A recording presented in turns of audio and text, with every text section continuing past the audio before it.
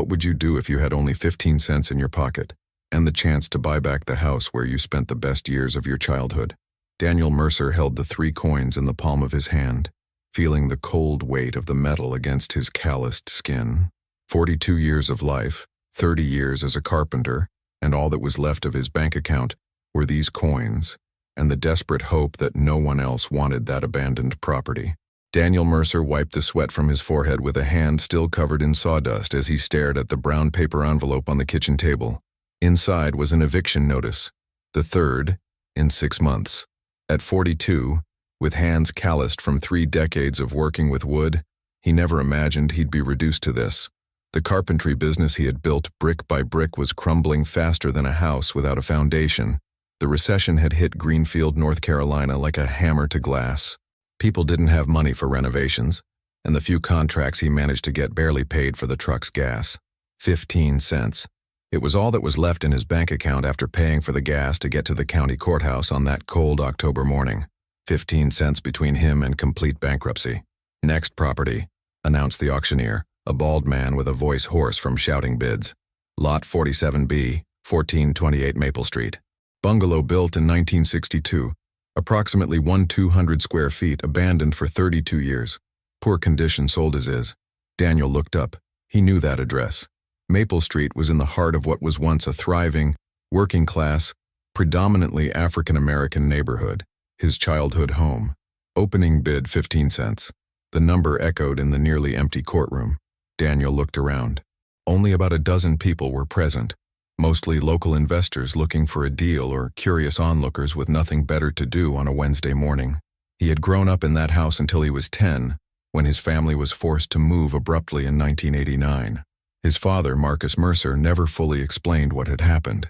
He only said that some powerful men had made it impossible for them to stay there. 15 cents, the auctioneer repeated, clearly uninterested. Do I hear 15 cents for this property? An elderly woman in the front row whispered to the man beside her. No one should mess with that house. Not after what happened to the Mercer family. Daniel felt his blood run cold. They were talking about his family. Slowly, as if his hand had a will of its own, he raised it. 15 cents from the gentleman in the back, the auctioneer announced, sounding surprised that someone had finally made a bid. Do I hear 20 cents? Dead silence. Several people turned to look at Daniel with expressions that ranged from pity to something that looked like fear. Going once for 15 cents, the auctioneer said, speeding up. Going twice. Sold. Property 47B to the gentleman in the back for 15 cents. As Daniel walked to the counter to complete the paperwork, he overheard snippets of whispered conversations. Someone should have warned. That house should have been demolished years ago. Poor man. He has no idea what he's getting into. The clerk, a middle-aged woman with reading glasses hanging around her neck, processed the sale with mechanical efficiency. When Daniel handed over his last 15 cents, she paused and looked at him with curiosity. Mercer, she murmured, reading the name on the form. That name's familiar. Aren't you? She cut herself off, studying his face. My God, you're Marcus Mercer's son? Yes, ma'am, Daniel confirmed. I grew up in that house. Her expression softened, a mix of sympathy and something deeper. Concern, maybe. Son, are you sure you know what you're doing? That property has a history. What kind of history? She glanced around nervously before leaning over the counter. Your father was a good man. What happened to your family? Oh, it wasn't fair. It wasn't right. Daniel felt his heart race. What do you mean it wasn't right? Before she could answer, a deep voice behind him interrupted. Trouble here, Martha? Daniel turned to see a tall man in an expensive suit, with perfectly coiffed gray hair and blue eyes as cold as winter ice. Even without ever having seen him before, Daniel recognized the type. Power and money wrapped in silk and ties.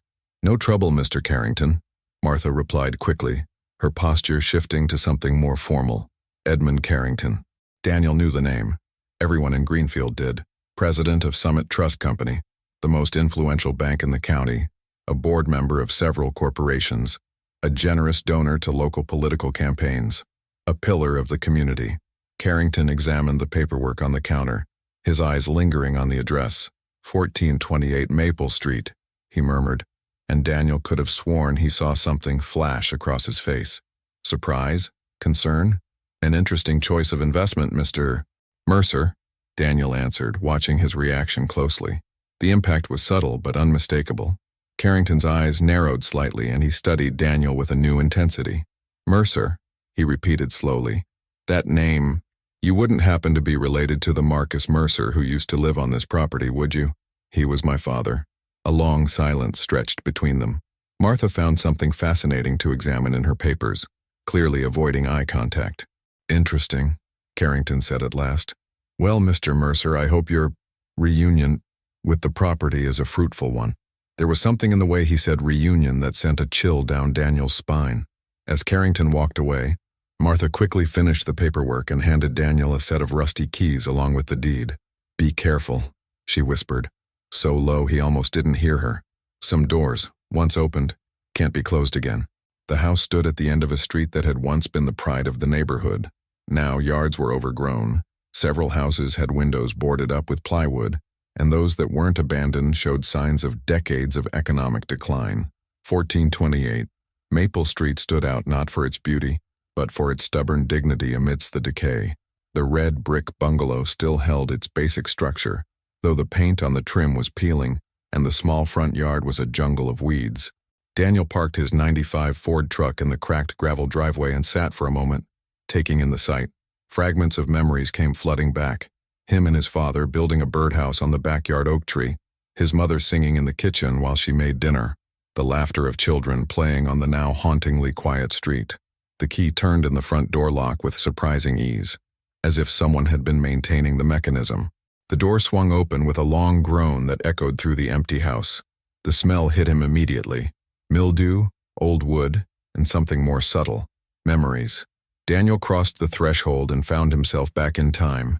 The living room was exactly as he remembered it, only covered in 3 decades of dust and neglect. The brick fireplace still dominated one wall, its black screen still in place. The oak floorboards, though scratched and stained, remained solid under his feet. He moved through the house like a ghost revisiting his former life. The small kitchen where his mother had taught him to make cookies. The narrow hallway where he used to run in his socks, sliding on the waxed floor. His old bedroom, where the height mark his father had made was still visible on the doorframe. It was at the fireplace that the nostalgia truly hit him. There, carved into the wood of the mantelpiece, was another height mark, but this one was different. It wasn't a measurement of a child's growth, but something more deliberate, more intentional. Daniel ran his fingers over the mark, feeling the deep grooves in the wood, definitely made by a carpenter's tools. He'd recognize his father's handiwork anywhere. But why had Marcus made such a strange, elaborate mark here? It was then that he noticed. One of the bricks at the base of the fireplace was slightly misaligned with the others. Not noticeable unless you were looking at the right angle, and Daniel only spotted it because his father's mark pointed directly to it. His heart began to beat faster.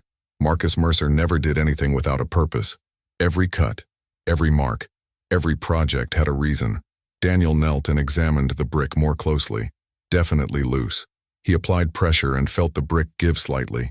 Carefully, he worked it out of place, revealing a dark cavity behind it. His hand trembled as he reached into the space. His fingers met something wrapped in waxed canvas, kept dry and preserved for over 3 decades. Daniel carefully pulled the package out and set it on the living room floor. Slowly, respectfully, he unwrapped the canvas. Inside was a heavy leather ledger, its pages yellowed but perfectly legible. On the cover, in his father's careful handwriting, were the words, "For my son, the truth about Maple Street." Daniel opened the book with trembling hands. The first page was dated March 15, 1989, just 2 months before his family had abruptly moved. If you're reading this, Daniel, then either something has happened to me, or I've managed to find a way back to our home. I prayed it would be the latter, but I fear it will be the former. What I am about to document here isn't just about our family. It's about all the families on this street and this neighborhood who were robbed of their homes and their dreams by men who valued profit over human decency. They thought they could silence us. They were wrong. Daniel turned the page and saw rows of meticulously detailed entries. Names, dates, dollar amounts, loan descriptions. But these weren't ordinary loans. They were predatory contracts with interest rates that reached 40%, late fees that doubled monthly, and clauses that allowed for foreclosure in a matter of weeks. Each entry told the story of a ruined family. Thompson, Robert and Mary, 1422 Maple Street, $3,200 loan for roof repair turned into a $14,000 debt through hidden fees. House foreclosed on in 60 days. Family forced to move to a downtown apartment.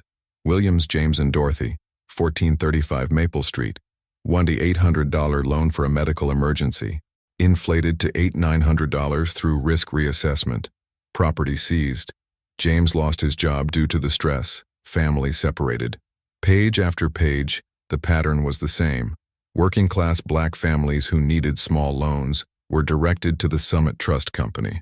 They were given loans with terms that seemed reasonable on the surface, but contained complex legal language that allowed the bank to exponentially escalate the debts. And at the top of each contract, signing as the authorized loan officer, was the same name, Edmund Carrington. Daniel kept reading, horror growing in his chest. His own family was listed near the end. Mercer, Marcus, and Janet, 1428 Maple Street, $2,400 loan for foundation repairs after the storm. Carrington included an undisclosed property insurance fee of $200 a month. When questioned, he threatened immediate foreclosure, offered a settlement, sale of the property for $8,000, 1 to 3 of its market value. I refused. Carrington said that accidents happen to people who don't cooperate. The last entry was dated just 3 days before his family left the house. I can no longer protect my family here.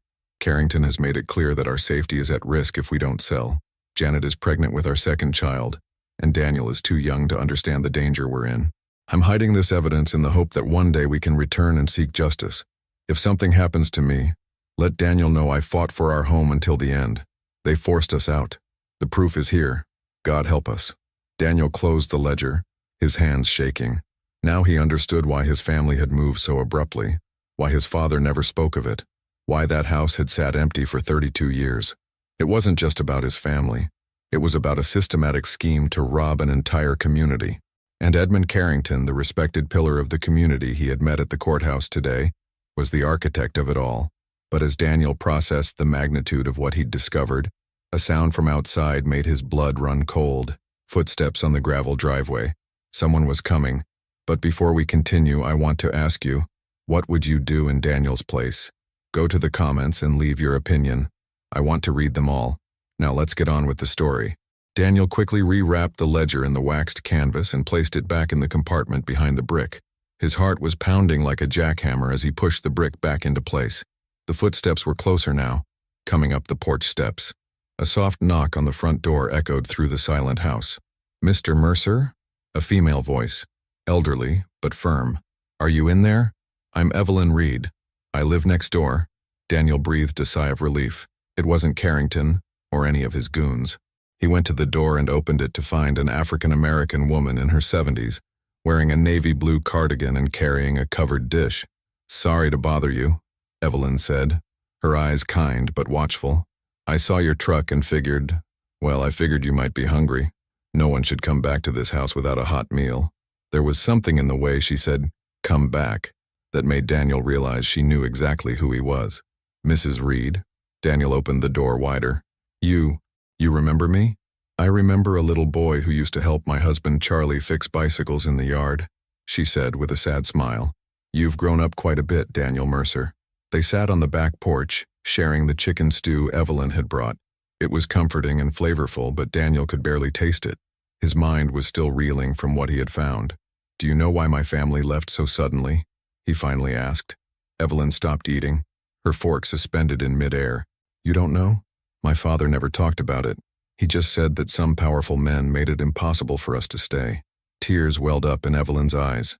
"Your father was a good man, Daniel. A brave man. But Edmund Carrington," she shook her head. "That man destroyed this neighborhood, one family at a time." "Tell me," Daniel said softly. For over an hour, Evelyn shared her memories. How in the late 80s, Carrington had started targeting black families for predatory loans through the Summit Trust Company. How he used intimidation tactics when people questioned the terms. How he had connections with the sheriff's department and the mayor's office that made it nearly impossible to get legal help. Maple Street was a thriving community, Evelyn explained. Teachers, mechanics, nurses, factory workers, hard-working people who took pride in their homes. In 5 years, Carrington had forced almost every family out. But why? What did he want the houses for? Originally, it was for a shopping mall, He had bought the land behind our houses and needed more space for parking. When the mall project fell through, he just kept the properties empty. Some he rented out to problem tenants to devalue the neighborhood even more. Daniel felt anger simmering in his chest. And nobody reported him? Who are we going to report him to? Evelyn laughed bitterly. The mayor owed Carrington political favors. The sheriff was his cousin. The local judge received generous campaign donations from him. And we were just ordinary people trying to keep our families safe. Did my father try to fight it? Your father collected evidence for months, documented everything, talked about taking it to state or federal authorities. She paused. Then suddenly you were all gone. We never saw him again. Daniel thought of the ledger hidden inside the house. His father hadn't just collected evidence. He had created a complete record of Carrington's crimes. Mrs. Reed, he said carefully, if there was evidence of Carrington's crimes, evidence that could lead to criminal charges, do you know anyone who could help? Her eyes lit up with something between hope and fear. There's a young lawyer in town, Sarah Jenkins. She's been working on pro bono cases for families who were victims of predatory lending.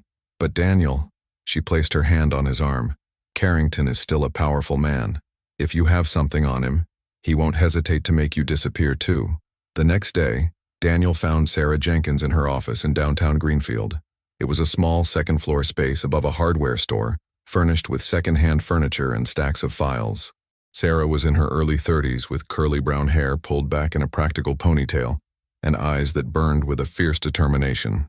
Mr. Mercer, she said after Daniel explained why he was there, what you're describing would be the biggest case of predatory lending and civil conspiracy this county has ever seen.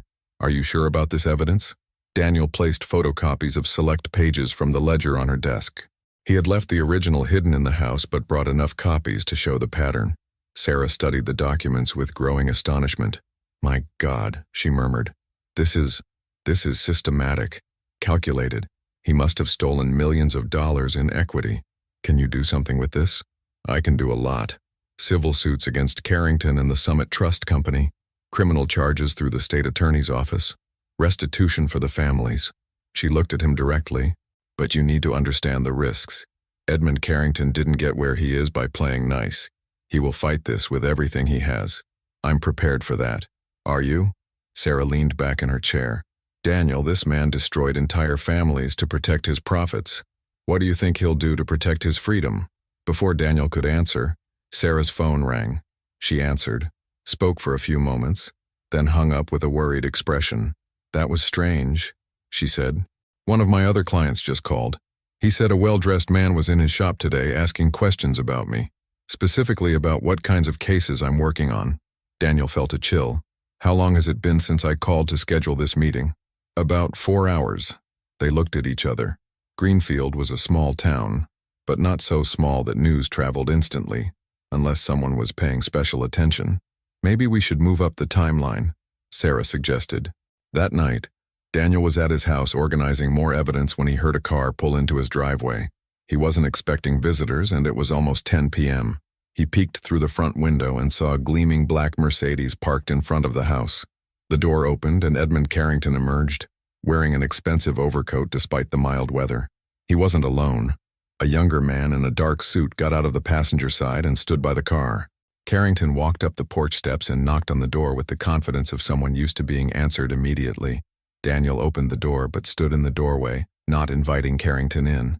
Mr. Mercer, Carrington said with a smile that didn't reach his eyes. I hope it's not too late for a neighborly visit. What can I do for you, Mr. Carrington? I was in the area and thought I'd check on how you're settling into your new property. Old houses can be tricky. Sometimes they reveal surprises the owners would rather have kept buried. The double meaning was unmistakable. I'm settling in just fine, Daniel answered carefully. Glad to hear it. Carrington peered over Daniel's shoulder into the house. You know, I have fond memories of this house. Spent a good deal of time here in the old days talking with your father about various business matters. How interesting. My father never mentioned that. Well, some business is best kept private. Carrington stepped closer. In fact, that's what I wanted to talk to you about. Sometimes when people go digging through old papers or documents, they can misunderstand the context. Business decisions from the 80s can look different in today's light. Daniel kept his expression neutral. I'm not sure I follow. Let me be more direct then. Carrington's friendly facade began to slip. I've heard you've been talking to certain people about certain matters that might be best left in the past. I'm here to offer a solution that benefits everyone. Carrington reached into his overcoat's inner pocket and pulled out a thick envelope.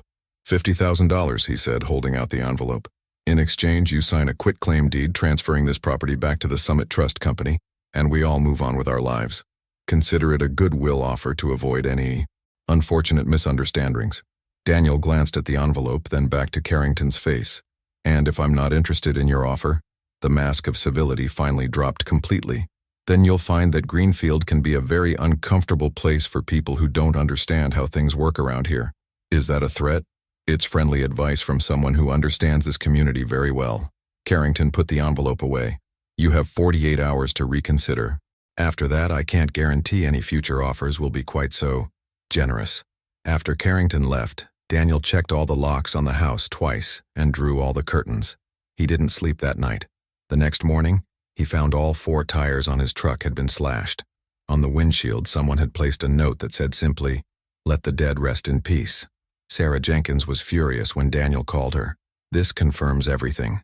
He's running scared, which means the evidence you have is even more damning than we thought. Maybe we should slow down, Daniel suggested, looking out the window at his vandalized truck. I didn't know what I was getting myself into. Daniel, listen to me. Men like Edmund Carrington count on fear to keep their victims silent. It's how they've gotten away with this for decades. If you back down now, he'll know he can intimidate anyone who threatens to expose him. She was right, but that didn't make the situation any less terrifying. What do you suggest? We're going to the state attorney's office today. The faster we get this to the proper authorities, the safer you'll be. But before they could implement that plan, Daniel's phone rang. It was a number he didn't recognize. Mr. Mercer, this is James Whitmore, from the county attorney's office. I'm calling about some irregularities we've discovered regarding your recent property purchase. What kind of irregularities? It appears there was an error in the auction's processing. The property at 1428 Maple Street should not have been included in the sale. We are contesting the validity of the transaction. Daniel's stomach dropped. On what grounds? Technical issues related to proper notification and title documentation. The details are complex, but the bottom line is you have 72 hours to vacate the property while we sort the matter out. That's ridiculous. I bought that house legally at a public auction. I understand your frustration, Mr. Mercer, but the order has already been issued. An officer will be by to serve the formal papers this afternoon. After the call ended, Daniel immediately called Sarah. They're trying to take the house from me. Of course they are. If you can't legally occupy the property, you can't access any evidence that might be hidden there. It's a smart move. So what do? We fight. Sarah's voice was filled with icy determination. And we fight dirty if we have to. Daniel, are you willing to go all in on this? Daniel thought about his father, hiding that ledger and hoping that one day justice would come to Maple Street. He thought about Evelyn Reed and all the other families who had lost everything. He thought about Edmund Carrington driving around in his Mercedes while hardworking people lost their homes. Yes, he said, I'm ready to go all in. Good, because that's exactly what we're going to have to do. As Daniel hung up the phone, he didn't notice the dark car parked down the street, or the man inside photographing his house with a long lens. The war had officially begun, and Edmund Carrington was determined to win at any cost. The final showdown was coming, and only one side would walk away victorious. But before we continue, I want to ask you, would you have the courage? Go to the comments and let me know what you think. I want to read them all. Now let's get on with the story. The emergency hearing was set for 9 a.m. Friday at the Greenfield County Courthouse. Daniel had barely slept the past 2 nights, knowing that everything hinged on the next few hours. If he lost the house, he lost the evidence. If he lost the evidence, Edmund Carrington would walk free, and the injustice of 32 years would remain buried forever. Sarah Jenkins had worked for 48 hours straight preparing their defense. When Daniel met her on the courthouse steps that morning, she looked exhausted but determined. How are we looking? He asked. Honestly, we're the underdogs. Sarah adjusted her briefcase. Judge Harrison is known for favoring technical arguments, and Carrington's lawyer, Marcus Webb, is one of the best in the region. They're going to argue that the auction was improperly processed and that you have no legal claim to the property. And our defense? It's going to rest entirely on your testimony. You're going to have to convince the court that the evidence in the house is genuine and of crucial historical importance.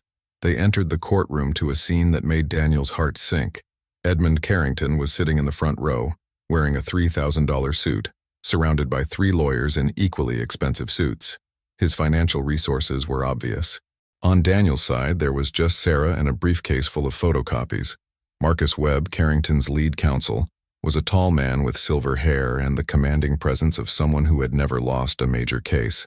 When he rose to make his opening argument, his voice boomed through the room with natural authority. "Your Honor," he began, "this case is a simple one. Mr.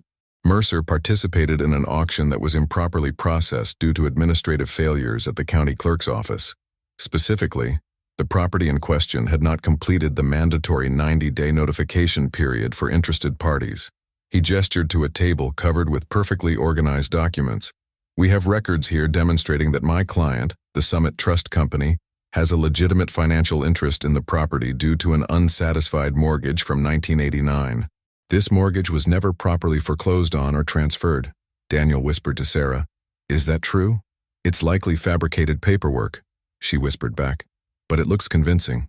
Webb continued, "Furthermore, Mr. Mercer has claimed to possess historical documents that supposedly incriminate my client. We respectfully suggest that any evidence discovered after 3 decades of abandonment would be highly suspect in its authenticity." Judge Harrison, a man in his 60s with reading glasses and a reputation for being meticulous, studied the documents. "Mr. Webb, are you alleging document fraud on the part of Mr. Mercer?" "Not directly, Your Honor. We simply suggest that documents conveniently discovered after decades, just as my client is under scrutiny for other matters, warrant extreme skepticism." When it was Sarah's turn to present her defense, Daniel could see the tension in her shoulders. She rose with the forced confidence of someone who knew she was fighting an uphill battle. "Your Honor, what we have here is a clear and calculated attempt to silence a whistleblower. Mr. Mercer legally purchased his childhood property at a public auction. The fact that he discovered evidence of historical crimes doesn't invalidate his purchase. In fact, it makes protecting his rights all the more important." She placed her own photocopies on the table. "The evidence, Mr. Mercer discovered documents a systematic pattern of predatory lending that destroyed an entire community in the 1980s. These are not vague allegations. They are detailed records with specific names, dates, and figures." Judge Harrison examined Sarah's documents. "Ms. Jenkins, can you authenticate these documents? How do we know they weren't created recently?" It was the question Sarah had been dreading. "Your Honor, we request permission to call an expert witness." "Permitted." Sarah turned to Daniel. "Mr. Daniel Mercer to the witness stand." Daniel felt like he was walking to his own trial as he approached the stand. He had testified in construction disputes before, but never with stakes this high. "Mr. Mercer," Sarah began, "please state your profession for the court." "I'm a carpenter. I've been working with wood for 28 years. And in your professional experience, have you developed an expertise in analyzing wood and its properties?" "Yes. I can determine age, wood type, treatment methods, and exposure conditions through visual and tactile examination." Marcus Webb stood up. "Objection, Your Honor. Mr. Mercer is not a qualified forensic expert." "Your Honor," Sarah countered quickly, "we are establishing practical experience, not formal forensic expertise. Mr. Mercer has specific knowledge about this property and the conditions that would affect any documents stored there." "Objection overruled. Proceed, Ms. Jenkins." Sarah approached Daniel. "Mr. Mercer, when you discovered the hidden compartment behind the fireplace, did you examine the storage conditions?" "Yes. The compartment was sealed by a brick that had been carefully cut and fitted, creating a dry, protected environment." "And did you notice anything specific about the ledger that indicated its age?" Daniel took a deep breath. This was the crucial part. "Yes. When I examined the leather binding and the pages, I noticed microparticles of wood ash embedded in the leather fibers, especially along the stitching where the book had been bound." "What is the significance of that?" "The ash was from hickory wood. I recognized the specific pattern of the burnt wood. My father exclusively used hickory firewood in our fireplace because it burned cleaner and with less smoke due to my mother's asthma." Daniel looked directly at the judge. "Those particles could only have settled into the leather if the book had been exposed to the heat and smoke from that specific fireplace over a prolonged period. It's not something that could be faked or reproduced today." The courtroom fell dead silent. It was a forensic detail no one had anticipated. Sarah pressed her advantage. "Mr. Mercer, based on your expertise, how long would it take for that kind of embedding to occur?" At least several years of regular exposure to heat and smoke. The pattern I observed is consistent with decades of exposure. Marcus Webb shot to his feet. Objection. This is speculation not substantiated by accepted scientific methods. But the damage was done. Judge Harrison was clearly intrigued. Mr. Mercer, the judge asked directly, are you testifying under oath that in your professional opinion, this document could not have been created recently? That's right, Your Honor. The physical evidence of the prolonged exposure to hickory smoke is unmistakable. This book has been in that compartment for decades. When Webb attempted his cross-examination, he focused on questioning Daniel's formal credentials, but the damage had already been done. The testimony about the hickory ash had created reasonable doubt about the forgery claims. More importantly, Sarah had accomplished something she hadn't expected. During the questioning, Daniel had been allowed to read several specific entries from the ledger out loud. The names of the families, the dates of the loans, the predatory terms. It was all now on the official court record. When the judge retired to deliberate, Sarah whispered to Daniel, "It doesn't matter how he rules on the property now. The contents of the ledger are officially on the record. The media was here, and the state prosecutor's office will have to investigate." Indeed, Daniel had noticed reporters from at least 3 local newspapers furiously scribbling notes during his testimony. Judge Harrison returned after only 20 minutes, a surprisingly short time for such a complex decision. Having considered all arguments, he announced, "This court finds that while there may have been minor procedural irregularities in the original auction, Mr. Mercer's purchase was made in good faith and will be considered valid." Daniel felt his knees almost buckle with relief. Furthermore, the judge continued, "In light of the testimony presented today regarding possible evidence of historical crimes, this court is ordering the state prosecutor's office to open a formal investigation into the allegations documented in the aforementioned ledger."